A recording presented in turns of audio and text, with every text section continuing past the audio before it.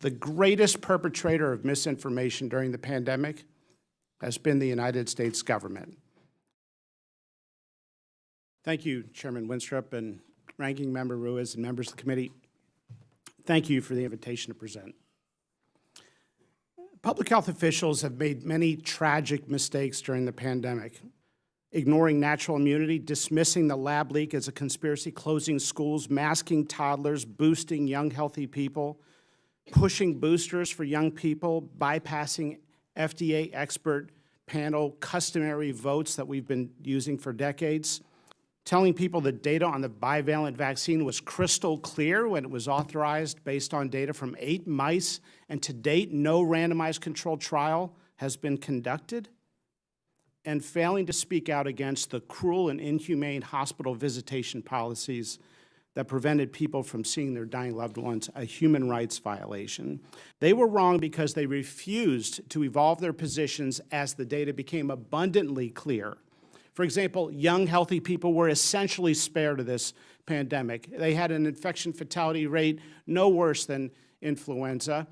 In fact, ask anyone who's pushing COVID vaccines on healthy young people, has any young, healthy child died in the United States of COVID in the last 3 years? Do you know? Do any of you know?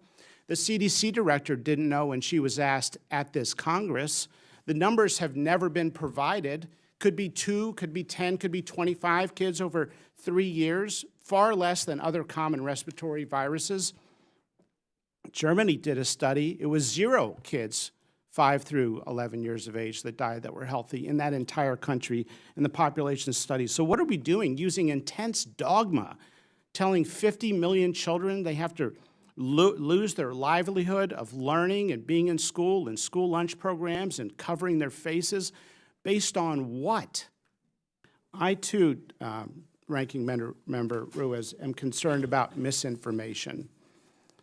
The greatest perpetrator of misinformation during the pandemic has been the United States government.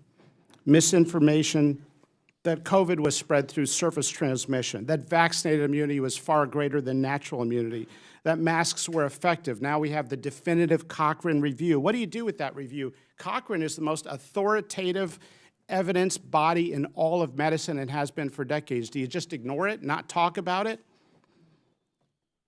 That myocarditis was more common after the infection than the vaccine. Not true. It's 4 to 28 times more common after the vaccine. That young people benefit from a booster. Misinformation. Our 2 top experts on vaccines quit the FDA in protest over this particular issue, pushing boosters in young, healthy people. The data was never there. That's why the CDC never disclosed hospitalization rates among boosted Americans under age 50. The vaccine mandates would increase vaccination rates. The George Mason University study shows it didn't. It did one thing. It created never-vaxxers who are now not getting the childhood vaccines they need to get. Over and over again, we've seen something that goes far beyond using your best judgment with the information at hand. We've seen something which is unforgivable, and that is the weaponization of medical research itself.